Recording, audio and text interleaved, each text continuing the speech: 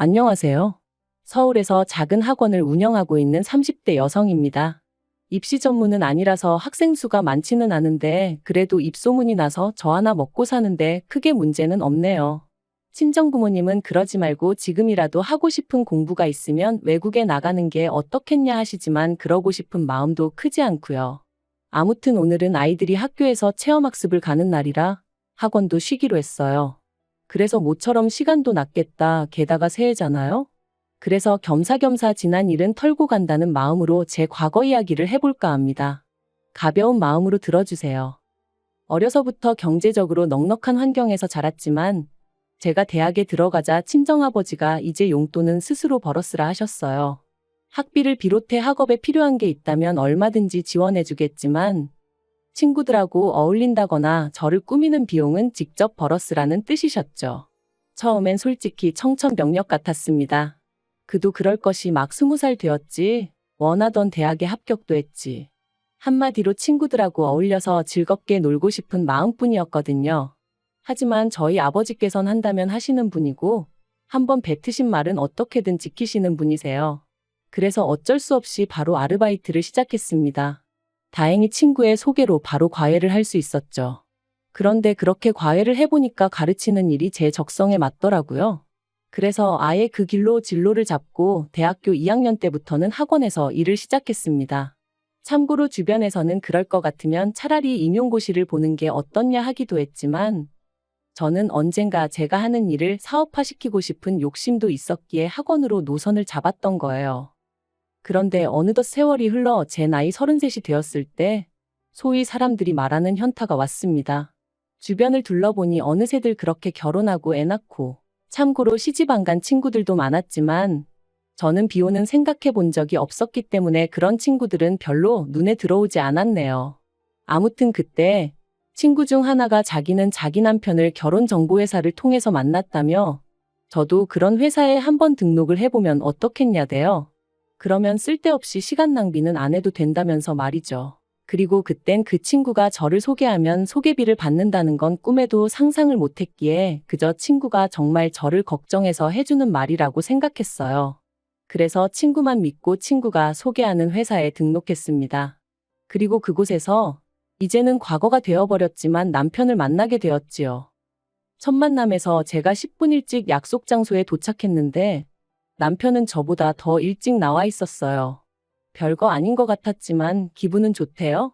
뿐만 아니라 저는 취미로 기타를 치곤 했는데 남편이 기타에 대한 지식이 해박하더라고요. 이때만 하더라도 업체를 통해 남편이 미리 제 취미 생활을 알고 나왔을 줄은 꿈에도 생각을 못했어요. 그저 저랑 관심사가 비슷하고 그래서 그쪽으로 아는 게 많은 거라고만 생각한 거죠. 아무튼 덕분에 식사하는 내내 대화가 끊이질 않았으니. 그리고 그날의 호감이 만남으로 이어져 저희는 결혼까지 약속하게 되었습니다.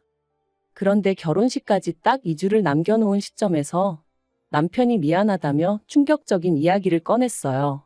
그건 바로 남편이 저와 상의도 없이 주식을 해서 결혼자금으로 준비해놨던 1억을 전부 날렸다는 거였죠. 처음엔 멍했어요. 방금 내가 무슨 이야기를 들은 건가? 현실감이 없었다고 해야 할까요?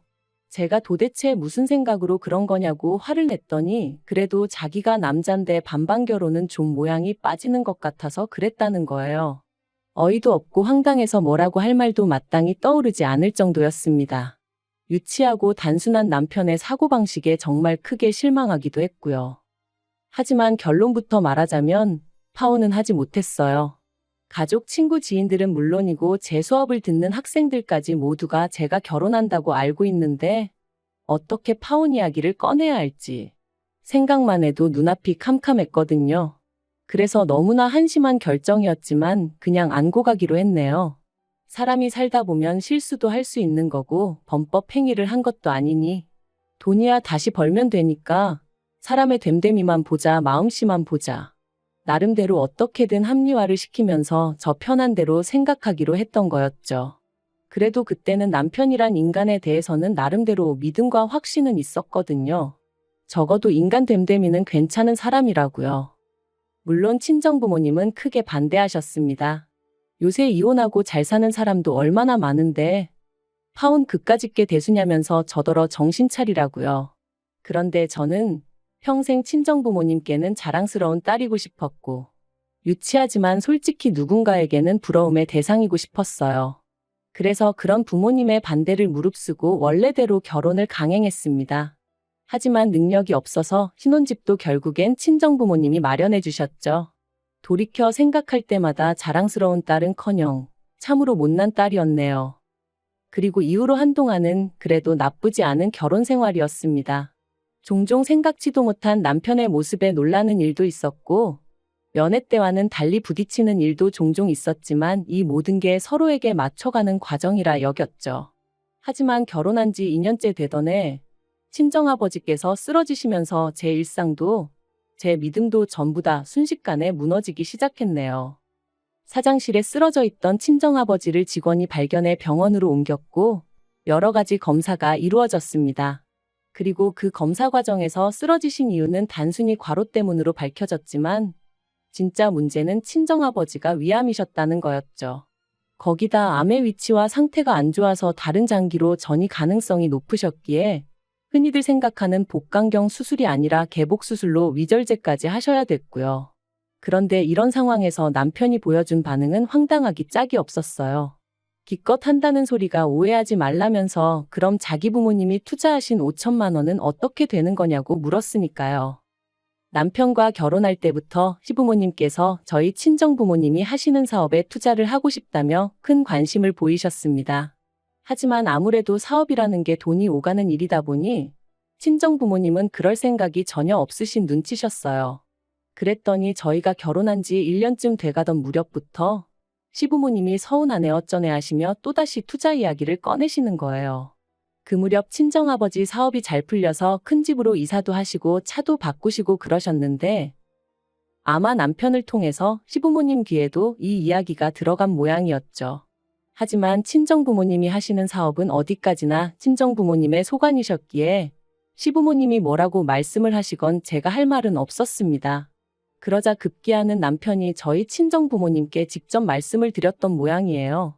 그래서 결국 굳이 필요한 돈도 아니었는데 투자라는 이름으로 시부모님으로부터 5천만 원을 받으셨습니다. 그리고 매달 50만 원씩 보내드리게 되었는데 솔직히 무슨 돈 빌려서 이자 갚는 것도 아니고 말 그대로 생돈을 뜯기는 상황이었으니 어이가 없더라고요. 그래서 제가 그렇게까지 해드리지 마시라니까 사위 용돈 준다 생각하고 보내는 거니 너무 신경 쓰지 말라시대요. 그리고 이러면 저도 좀 귀하게 대해주지 않겠냐 하시면서 말해요. 그리고 실제로 그렇게라도 얼마씩 들어가니까 시부모님이 저를 붙들고 더는 니네 집이 어떻고 니네 부모가 어떻고 그런 말씀은 안 하시긴 했지만 그래도 내내 마음이 편치는 않았네요. 그런데 친정아버지가 위암 판정을 받고 나니 남편이란 작자가 대뜸 그럼 자기 부모님이 투자하신 5천만 원은 어떻게 되는 거냐며 사람을 들들 볶기 시작했습니다. 제가 친정아버지한테 말씀드려서 돌려준다니까 누가 돌려받자는 거냐면서 그래도 50만 원씩 들어오다 안 들어오면 시부모님이 당황해 하실 것 같다. 그래놓고 또 다음 날은 그래도 불안하니 돌려달라. 하루에도 몇 번씩 변덕이 죽을 듯하면서 사람 성질을 건드는데 정말 죽겠더라고요. 하지만 더 열받았던 건 그런 와중에 또 기어이 지난번과 마찬가지로 저 몰래 친정부모님을 찾아가 저한테 했던 것처럼 돈 타령을 했던 모양이에요. 황당한 건 친정아버지가 편찮으시게 되셔서 투자가 진행되지 못하는 거니까 1년치 이윤을 미리 더해달라며 총 5,500만 원으로 돌려달라고 했다나요? 남편과 시부모님의 경우 없고 되먹지 못한 셈법에 친정아버지가 정말 이골이 나더라며 그날 오후에 바로 계좌로 5천만 원만 보내주셨다 들었습니다. 그리고는 두 번 다시 투자니 뭐니 말도 꺼내지 말라 하셨다는 거예요. 한편 친정아버지의 병세는 눈에 띄게 호전되고 있었지만 아버지는 느끼신 바가 많으신 듯 했어요.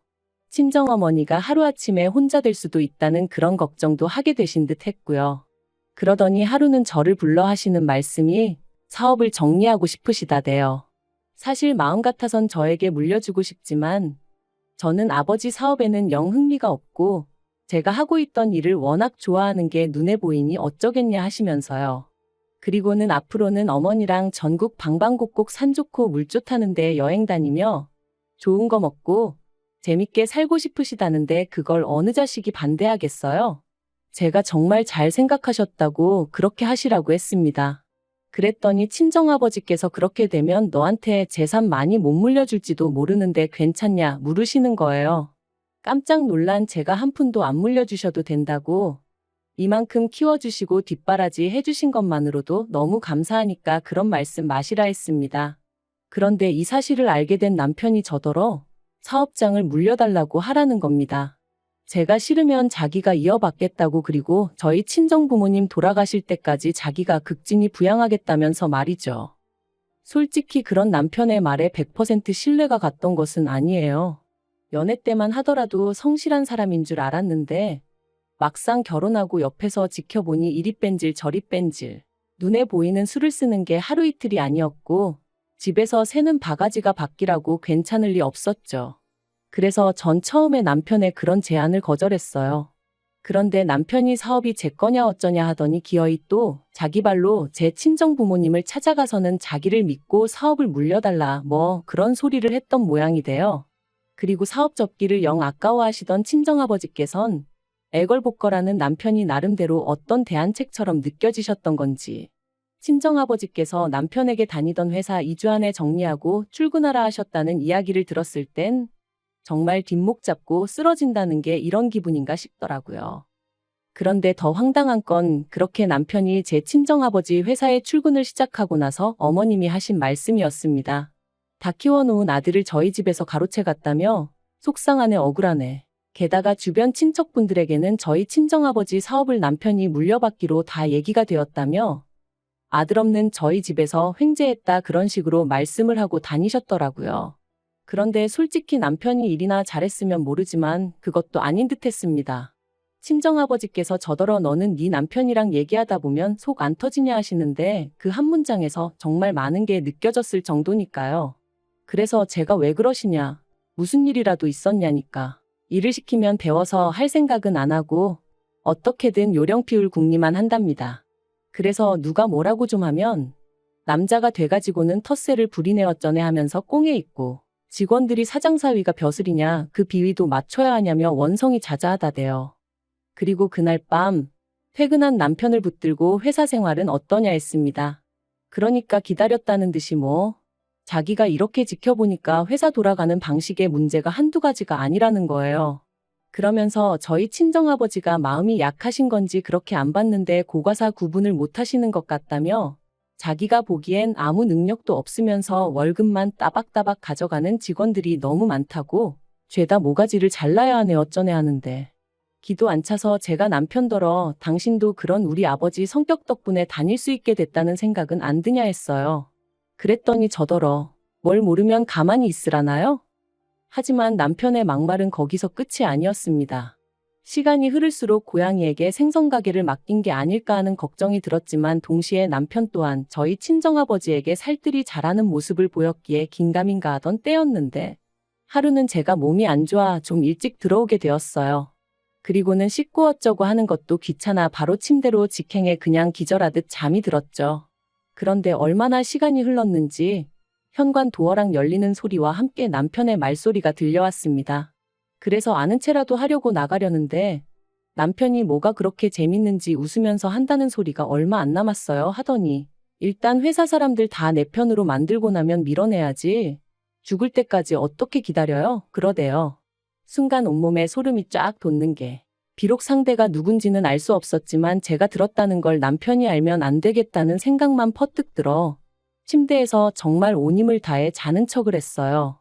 그리고 계속해서 두런두런 말소리가 이어지다 전화가 끊어지더니 이내 안방문이 열렸고 거의 동시에 남편이 아씨 하면서 저를 발견한 듯 했습니다.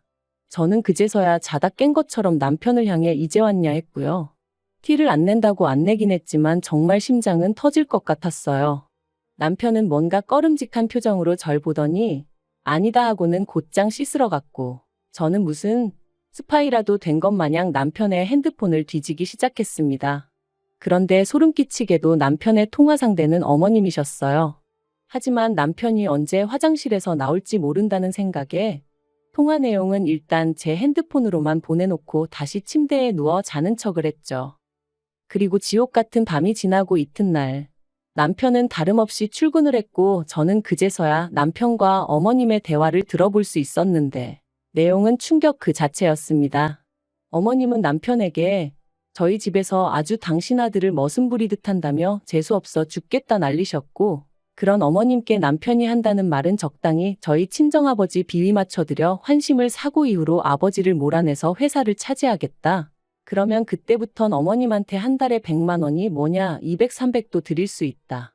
어머님이 저는 어쩔 거냐 물으시니 사람들 보는 눈이 있으니 사업 뺏고 몇 년 살다가 성격 차이 뭐 그런 이유로 이혼하자 하면 지가 별 수 있겠냐고 그러는데 정말 당장이라도 심장이 터질 것 같았고 어째서인지 눈에선 눈물이 주룩주룩 흐르더라고요. 그리고 무려 이틀 동안 저는 남편의 가증스러운 면상을 보면서 이 일을 어찌할지 고민을 거듭했습니다. 경찰에 신고를 해야 하나, 그냥 내가 먼저 이혼하자고 해야 하나. 하지만 결국 저는 제 나름대로 눈에는 눈 이에는 일을 시전하기로 했어요. 그래서 남편에게 적당한 핑계를 둘러대며 양가 부모님을 모시고 식사 자리를 마련했죠. 어머님은 벌써부터 당신 아들이 사장이나 된 줄 아셨는지 있는 대로 콧대가 높아져 계셨는데 아마 모르는 사람이 봤으면 어머님 아들이 저희 가족 먹여 살리는 줄 알겠더라니까요. 한편 어느덧 분위기가 무르익어 갈 때쯤 제가 사실 양가 부모님을 모신 데는 다 이유가 있다 하고는 남편 앞에 서류 봉투를 내밀었습니다. 남편은 영문을 모르겠다는 표정으로 저를 잠시 보더니 무슨 김칫국을 처마셨는지 이거 뭐 계약서 같은 거냐며 싱글벙글 봉투를 열어보더라고요. 하지만 그 서류 봉투 안에는 제가 먼저 작성한 이혼 신고서가 들어있었어요. 당연히 남편 얼굴은 이미 잿빛이 되어서는 이게 지금 뭐 하자는 거냐대요. 어른들까지 다 모셔놓고 이게 무슨 짓이냐며 말이죠. 그래서 제가 제 핸드폰에 있던 어머님과 남편의 통화를 틀었습니다. 아니나 다를까 이내 어머님과 남편은 저더러 끄라며 난리가 났고 아버님과 저희 친정부모님 표정은 있는 대로 심각해졌지요. 제가 남편더러 내가 이 내용을 듣고 얼마나 소름이 끼쳤는지 아냐고 그런데 내가 너랑 살고 싶겠냐 했습니다. 친정아버지께서도 머리 검은 짐승은 거두는 게 아니라더니 당신이 아주 헛짓거리를 했다며 크게 노하셨고요. 그리고 당연한 결과로 친정아버지가 남편을 해고하셨어요. 남편이 억울하다 자기의 능력만 봐달라 그러며 매달렸다는데 친정아버지가 너무 어이가 없어서 콧방귀가 다 나오셨다네요. 그런데 문제는 친정아버지 회사에서 잘리고 나니 남편도 눈에 뵈는 게 없었는지 더더욱 이혼은 못 해주겠다고 나오더라고요. 그래서 결국 소송했고 1년 만에 이혼했네요. 다만 법이라는 게 남편이 어머님하고 그런 통화를 했을 뿐이지 그렇다고 직접적으로 저희 친정아버지한테 어떤 위해를 가한 것은 아니라 그에 대한 책임을 물기는 어렵다는 거예요. 황당했지만 나라법이 그렇다는데 제가 뭘 어떻게 할 수가 없잖아요? 그래도 소송 자체는 제가 승소하여 이혼하게 되었으니 그걸로 만족하는 수밖에 없었네요. 그런데 그렇게 이혼하고 나서 반년쯤 지났을 땐가 남편에게 연락이 왔어요. 어이없게도 한다는 소리가 이제 이혼해서 완전히 남남이니까 자기가 다시 저희 친정아버지 회사에 이력서를 넣겠다는 거예요. 그리고는 한때 자기를 정말 사랑했던 게 사실이라면 눈 딱 감고 자기 좀 뽑아주라고 친정아버지한테 말 좀 해달라면서 자기가 집에 있으니까 어머님이 너무 속 터져 하신다고 저더러 어머님 성격 잘 알지 않냐면서 좀 도와달랍니다. 정말 황당하고 어떻게 사람이 이렇게 뻔뻔한가 싶더라고요. 그리고 물론 그런 소리를 듣고 제 마음이 흔들렸을 리가 있나요? 미치려면 곱게 미치라고 그랬습니다. 사람이 더 이상 잃을 게 없으면 염치고 체면이고 그런 것도 없나 보죠? 정말 사람 달리 보이더라니까요. 뭐 어쨌든 지 인생 시궁창처럼 살든 말든 제 알바는 아니니 더는 연락 같은 거 안 해줬으면 좋겠네요. 당분간은 뭐가 됐건 간에 저 스스로 제 자신을 돌보며 지낼 생각입니다. 사람 보는 눈도 좀 기르고요. 그리고 그렇게 건강히 지내다 보면 또 어떤 식으로든 행복이 찾아와 주겠죠?